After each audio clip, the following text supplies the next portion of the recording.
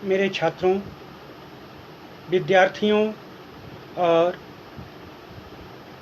प्रतियोगिता दर्पण के प्रसिद्ध और अपने अपने प्रतियोगिता में लगे हुए परीक्षार्थियों, हमारे अग्रज, हमारी अग्रजा, हमारे मित्रगण, हमारे शुभाकांक्षी, आप सभी लोगों को यथोचित प्रणाम आशीष प्राप्त हो।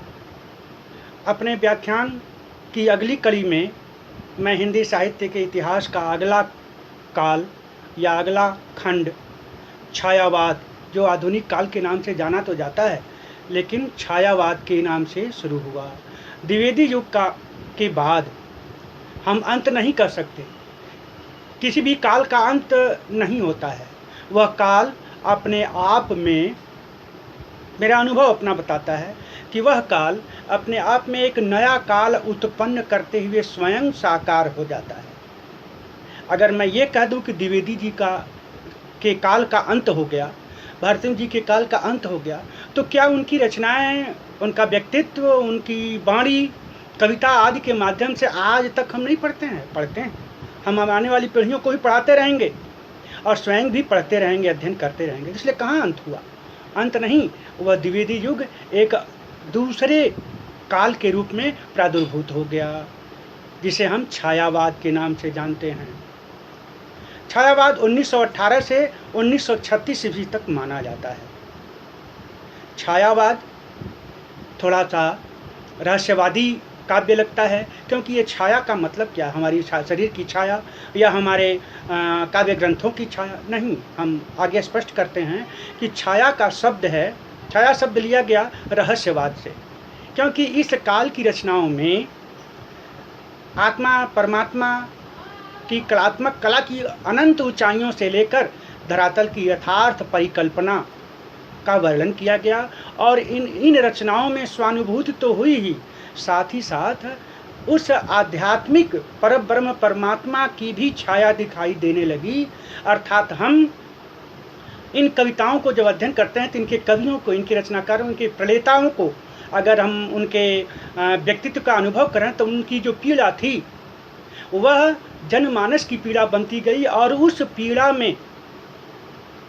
पीड़ा में साक्षात छायावाद या परब्रह्म परमेश्वर का आभास होने लगा। छायाएं चलने लगीं, दिखाई देने लगीं कि इसमें परमात्मा की छाया है। इसलिए इस सारे काल को या इन कवियों के या लेखकों के काल को छायावाद नाम दिया गया। द्विवेदी युग के अंत तक, अंत तो नहीं लेकिन मध्यकालीन सन 1909, क्योंकि 1903 में पत्रिका का संपादन कार्य संभाला बाबू द्विवेदी जी ने, आचार्य द्विवेदी जी ने, और उन्हीं के मध्यकाल में 1909 में इंदु नामक पत्रिका प्रकाशित हुई। उसके प्रथम कड़ी में ही, प्रथम प्रकाशन में ही रहस्यवादिता या छायावादिता के दर्शन होने लगे थे।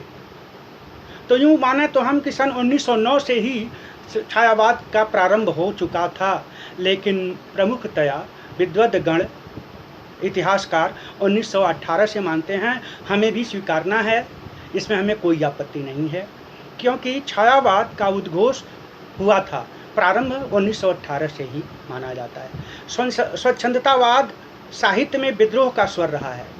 लोग स्वतंत्र हो गए। इनके इस समय, छायावाद के समय में नई नई उपमाएं, नए नए विषय और विशेषण और विशेष्य आदि शब्दों का प्रयोग किया गया, गठन किया गया, नई नई शब्दावलियाँ उत्पन्न हुई और नए नए महाकाव्य लिखे गए। इन्हीं महाकाव्य खंड काव्य में प्रसाद जी का कामायनी भी आता है। जो कामायनी, काम की ऐनी, काम आत्मजा, काम की पुत्री श्रद्धा को केंद्र बिंदु मानकर पूरा महाकाव्य 15 सर्गों में लिखा गया। यही जयशंकर प्रसाद, जो छायावाद के जनक भी माने जाते हैं और प्रवर्तक भी माने जाते हैं, इन्होंने जब अपना प्रसिद्ध खंड काव्य आंसू लिखा तो आंसू यद्यपि उनका स्वयं का विरह काव्य है, उनकी जीवनी से पता चलता है कि उनकी 3 विवाह हुए थे और उनके जीवन की अंतिम संध्या तक कोई भी पत्नी साथ नहीं। सबको पता है कि पत्नी जितना युवावस्था में सहयोगी होती है, उतना ही वृद्धावस्था में भी सहयोगी होती है। और आवश्यकताएं बढ़ जाती हैं साथ रहने की। मनुष्य अकेला हो जाता है अपने पारिवारिक जिम्मेदारियों को पूर्ति करने के बाद। ऐसे में प्रसाद जी को उनके अंतिम क्षणों में जो याद आई, उस याद को उन्होंने पीड़ा के रूप में व्यक्त किया है। और वह पीड़ा यद्यपि उनका अपना विरह काव्य है, व्यक्तिगत विरह काव्य है, लेकिन हमने बताया ना अभी कि इनके काव्यों में, इन काल के कवियों के काव्यों में आम जनता की पीड़ा झलकने लगती है। इसलिए ये स्वयं का विरह काव्य न होकर के आम जनता का विरह काव्य हो गया। और आम जनता के पठन पाठन के लिए, परीक्षार्थियों के, विद्यार्थियों को ज्ञानार्जन के लिए इसे समाहित कर लिया गया पाठ्यक्रम में। आंसू की चंद लाइनें मैं बताना चाहता हूँ। जो घनीभूत पीड़ा थी मस्तक में स्मृति सी छाई, दुर्दिन में वह आंसू बनकर आज बरसने आई। आंसू बरस रहे थे प्रसाद जी की आंखों से। उनके अंतिम छड़ियों में, अंतिम घड़ियों में उन्हें अपने परिवार के साथ, अपने बच्चों के साथ बिताए हुए सारे क्षण याद आ रहे थे। और उन्हें उनके मन मस्तिष्क में पुरानी यादें जब सघन हो गईं, बादल जब विरल होता है, बरस नहीं पाता। जब आप गौर करेंगे कि जब कष्ट अधिक बढ़ जाता है और आप किसी से कह नहीं पाते हैं, तो वही कष्ट आँखों से छलक पड़ता है। ठीक वैसे ही प्रसाद जी के यादें, कष्ट और पीड़ाएं जब सघन हो गईं तो आंसू निकल पड़ा। और उसी को व्यक्त करते हुए उन्होंने लिखा कि जो घनीभूत पीड़ा थी मस्तक में स्मृति सी छाई, दुर्दिन में, बुरे दिनों में वह आंसू बनकर छलक आती है। आप सुखी हैं तो दुखद यादें थोड़ा भूली रहती हैं, लेकिन आपका मन उदास है, आप परेशान हैं, तो सारी पुरानी दुखद यादें, सुखद यादें भी, दुखद यादें भी सब आंसुओं के रूप में साकार हो जाती हैं। मानो आपके मन मस्तिष्क के पटल पर चलचित्र की भांति चलने लगती हैं। आदमी व्यथित हो जाता है। तभी तो पंत जी ने लिखा है कि वियोगी होगा पहला कवि, आ से उपजा होगा गान, उमड़ करे आंखों से चुपचाप, बही होगी कविता अनजान। ये कविता स्वोद्भूत एक विचारधारा है जो स्वयं बह पड़ती है। हम या आप कोई भी अगर कविता सोच लिया कि आज हम कविता करेंगे, कविता लिखेंगे, बैठ जाओ लिखने, नहीं हो पाता है।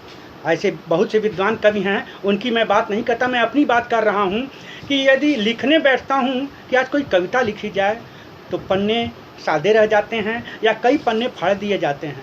लेकिन किसी विशेष यात्रा में रहूँ या किसी विशेष क्षणों में रहूँ, उस समय हृदय मानस पटल में कुछ भावनाएं ऐसी उमड़ती हैं कि शब्द बन जाते हैं और शब्द थिरक उठते हैं और उन्हें फिर घर आकर के या किसी विशेष परिस्थितियों में लिखने का कार्य करता हूँ। ऐसी होती है कविता। लेकिन विचार, गद्य तो बुद्धि का प्रतीक है और वह हमेशा निकलता रहता है। आम जनमानस भी इन्हें व्यक्त करता रहता है। आइए चलते हैं अपने विषय पर। स्वच्छंदतावाद की जो विशेषता रही है वह उसमें विद्रोही स्वर था। आम परेशानियों को छोड़कर अपने पारलौकिक परेशानियों को तथा जनमानस की पीड़ा को व्यक्त करना छायावाद की विशेषता रह गई। इसमें कवि अपनी कल्पना की ऊंची उड़ान से पहुंचा तो, लेकिन अपने अनुभवों को सजोता हुआ वहां से पाठक अथवा श्रोता को धड़ाम से गिरने के लिए मजबूर नहीं किया, बल्कि स्वयं धीरे कल्पना की ऊंची उड़ान तक ले गया, लेकिन धीरे धीरे धीरे धीरे यथार्थ के धरातल पर लाके खड़ा कर दिया। इनकी कविताओं और लेखों को पढ़ने से ऐसा लगता है जैसे वाकई उड़ाए तो बहुत, लेकिन जिन्होंने, इन कवियों ने जो प्रदर्शन किया है, जो दिखाया है, जो दिखाने का प्रण लिया है, उसमें ये यथार्थ खड़े हुए और पाठक और श्रोता अपने आप को भी अभिभूत पा लेता है। वो तो प्रोत हो जाता है कि वाह क्या लिखे हैं। प्रसाद की कहानी देखिए, मीराबाई की और महादेवी वर्मा की तमाम रचनाएं देखिए। दुख की पिछली रजनी बीच विकसता सुख का नवल प्रभात, ये हो गया, ठीक है। और भी तमाम रचनाएं हैं महादेवी वर्मा की, जिन्हें पढ़ने पर ऐसा लगता है, अगर उनकी विशेषता देखिए, ये छायावाद की कवयित्री रही हैं और पंत जी की लाडली बहन के रूप में जानी जाती हैं। जब इन लोगों में वार्तालाप होता है, कुछ पत्र हमने पढ़े हैं पत्राचार विधा के द्वारा, जिसमें ऐसा लगता था इन लोगों में काफ़ी क्लोज संबंध रहा है, काफ़ी सघन व्यवस्था रही है। और आपस में जब इनकी महादेवी वर्मा की एक रचना पढ़ी है, क्या, अगर कोई कविता, तो आप पाएंगे कि ये महान कवयित्री हैं। लेकिन अगर इनका कोई संस्मरण पढ़ लीजिए, जो श्रृंखला की कड़ियाँ हैं, कोई एक कहानी पढ़ लीजिए, तो आप कह लेंगे कि बहुत बड़ी कहानीकार हैं, बहुत बड़ी लेखिका हैं। लेकिन अगर समग्रता का अनुभव किया जाए, इनके सारी बहुमुखी प्रतिभा का अध्ययन किया जाए, तो ऐसा लगता है कि जो लेख लिख रही महादेवी वर्मा हैं, वह इतनी सघन कविताएं कैसे कर सकती हैं, और जो अपने विचारों में सदैव खोई रहती हैं, वही महादेवी वर्मा इतनी बड़ी कहानी कैसे लिख लेती हैं, इतना बड़ा रेखाचित्र का संस्मरण कैसे लिख लेती हैं।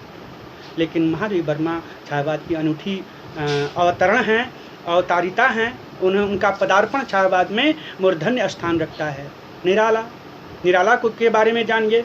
सूर्यकांत त्रिपाठी निराला। व्यक्तित्व उनका वास्तव में निराला था। लंबी दाढ़ी, बड़े लंबे लंबे बाल और चमकता दमकता हुआ माथा, चेहरा, लंबी सुतवा नाक और बड़ी बड़ी आँखें, मानो साक्षात रहस्य स्थापित करना चाहती हों। पूरा छायावाद का रहस्य ही मानो उन आँखों में भरा हुआ हो, और देखने वाले, सुनने वाले और संभाषण करते समय श्रोताओं के मन में उन आँखों की गहराइयाँ जब उतर जाती थीं, तो मानो महाप्राण निराला अपने कविता के माध्यम से, अपनी लेखनी के माध्यम से श्रोता और पाठक दोनों को आत्मविभोर कर देते थे। उनकी रचनाएँ आज भी प्रासंगिक हैं। ऐसे थे महाप्राण निराला। यूँ कहा जाए कि छायावाद के प्रमुख स्तंभ तो जयशंकर प्रसाद, सुमित्रानंदन पंत, महाप्राण निराला, महादेवी वर्मा, 4 इन महान कवि और कवयित्रियों के स्कंध पर यह छायावाद रूपी महल खड़ा हुआ है। यह महल बहुत ही आलीशान रहा। इन रचनाओं की विशेषता ही अद्भुत रही है कि अनंत आकाश में उड़ान, निराशावादिता होते हुए भी, ये निराशा परिकल्पना के ही कारण है कि निराशा छा जाती है, लेकिन इन कवियों निराश होने के बाद भी आम जनता को, पाठक अथवा श्रोता को कभी भी अपनी रचनाओं में सराबोर तो किया, निराश नहीं होने दिया। कहीं न कहीं कोई नई लकीर, कोई नई रेखा ऐसा स्थापित कर दिया, कोई ऐसी सीमा, कोई ऐसा धरातल जरूर ला के खड़ा किया इनकी रचनाओं के अंत में कि आदमी को पुनः नया रास्ता मिल जाता है। अवसाद नहीं आता इनकी रचनाओं को पढ़ने से। कामायनी जो कालजयी रचना है, कामायनी में 15 सर्ग हैं। चिंता, आशा, श्रद्धा, लज्जा, वासना, काम, ईड़ा, स्पर्श, आनंद आदि संवेग जो है निरंतर चलते रहते हैं। और चिंता में प्रलय, भाई परीक्षार्थी हैं आप और स्नातक स्तर के हैं लोग, उनके लिए मैं अलग से इस पर विशेष चर्चा करूंगा, प्रसाद के बारे में, प्रसाद की कामायनी के बारे में। लेकिन अंततः जान लीजिए कि प्रसाद की रचनाएं अद्भुत रही हैं। कंकाल, तितरी, इलावती, कहानी, गुंडा, मधुआ, लड़की, इन सब कहानियों में ऐसा लगता है कि जैसे वो कहानी के पात्र में स्वयं ढलकर अपने आप में पाठक अथवा श्रोता को स्वयं के उद्बुद्ध भावना को अभिप्रेत कर देते थे।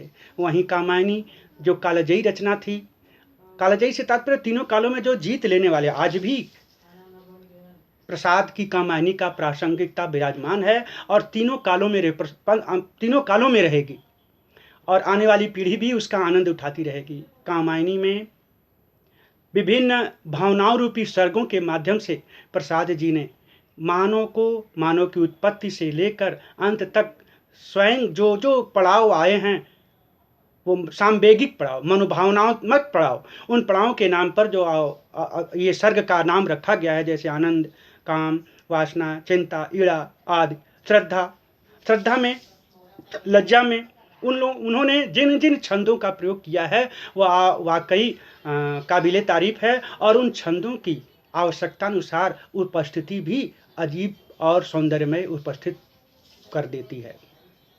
लज्जा में, चिंता में उन्होंने जो लज्जा सर्ग में उन्होंने लिखा है कि नारी तुम केवल श्रद्धा हो, विश्वास रजत नग पग तल में, पीयूष स्रोत सी बहा करो जीवन के सुंदर समतल में। यानी नारी की पराकाष्ठा, नारी की महत्ता, हमारा देश हमारे वैदिक काल से ही नारी के सम्मान करने का एक सूत्र वाक्य बोला गया है। यत्र नार्यस्तु पूजन्ते रमन्ते तत्र देवता, यत्र नार्यस्तु न पूजन्ते रमन्ते तत्र प्रेता पिशाचा। यानी प्रसाद जी ने नारी को भरपूर प्रतिष्ठित किया और श्रद्धा के रूप में उन्होंने अपने उस वक्तव्य को पूर्णतः प्रकाशित किया और प्रतिस्थापना प्रतिष्ठापित किया। शब्द संदोह के बारे में अगर वर्णन करें तो ऐसा लगता है जैसे प्रसाद जी की भावनाओं के अनुकूल उनके शब्द और नए नए उपमाएं, नए नए अलंकार, यहाँ तक कि इन लोगों ने एक काव्य शास्त्र की परंपरा में, छंद शास्त्र की परंपरा में एक नया ही अलंकार गढ़ डाला। कौन सा अलंकार? मानवीकरण अलंकार, पर्सनिफिकेशन अलंकार, ठीक है, जिसमें मानव की तुलना कभी प्रकृति से, कभी प्रकृति की तुलना मानव से किया गया है। ऐसे में इन कवियों की प्रकृति, स्वयं पंत जी की प्रकृति वर्णन अगर देख लिया जाए तो हम हठात स्वीकारे बिना नहीं रह सकते कि वाकई प्रकृति के सुकुमार कवि पंत जी अपने आप में अनूठे हैं। कभी पंत जी ने इसी प्रकृति को, क्योंकि प्रकृति में के बीच में ही उनका अधिकतम जीवन बीता है, अगर उनकी जीवनी देखें तो आप पाएंगे कि कौसानी में, वो अल्मोड़ा जिले के कौसानी नामक गांव में पैदा हुए थे और बाल्यावस्था से ही वो प्रकृति के सानिध्य में रहे, झीलों के किनारे बैठे रहते थे और प्रकृति का वातावरण का आनंद लेते रहते। तभी तो उनकी रचनाओं में प्राकृतिक वर्णन, नैसर्गिक सुषमा, साथ ही साथ कश्मीर की सुषमा का अद्वितीय वर्णन मिलता है। प्रकृति को कभी वह प्रिया, कभी माँ, कभी सहचरी, कभी पुत्री के रूप में वर्णन किया है। ऐसा लगता है जैसे प्रकृति को उन्होंने साक्षात जिया है, अनुभूत किया है। तभी तो मानो एक नए अलंकार की प्रादुर्भावना हुई, मानवीकरण अलंकार। छायावाद की विशेषताओं में फिर पुनः मैं अलग चर्चा करूंगा, विशेषताओं के बारे में और उनके लक्षणों के बारे में। और हम समझते हैं कि अब समापन करना चाहिए और चाहता हूं कि आप स्नेह बनाए रखें। इसके लिए थोड़ा सा आप लोगों को कहना तो नहीं चाहिए, लेकिन आज कहना पड़ रहा है क्योंकि मैं अब अपना उद्देश्य बना लिया हूं कि कुछ अपना अनुभव और ज्ञान आप लोगों में वितरित करूं, खास तौर से प्रतियोगी परीक्षाओं के लोगों को और स्नातक स्तर के छात्रों के लिए। तो मैं अलग से इस पर चर्चा करूंगा क्योंकि ये काफ़ी विशद है, छोटे से समय समाहित नहीं किया जा सकता। इसलिए निवेदन है कि अपना स्नेह बढ़ाए रखें और सब्सक्राइब करते रहें, लाइक करते रहें, व्यू करते रहें। आपका, मेरा दावा है कि आपका मनोरंजन होता रहेगा और साथ ही साथ ज्ञान भी बढ़ता रहेगा, क्योंकि हमने अपने चैनल का नाम ही ज्ञान लक्ष्मी चैनल रखा है। इसमें आपको ज्ञान की प्राप्ति होगी और उम्मीद है कि लक्ष्मी जी भी कृपा करेंगी। धन्यवाद। सभी लोगों को यथोचित प्रणाम आशीष।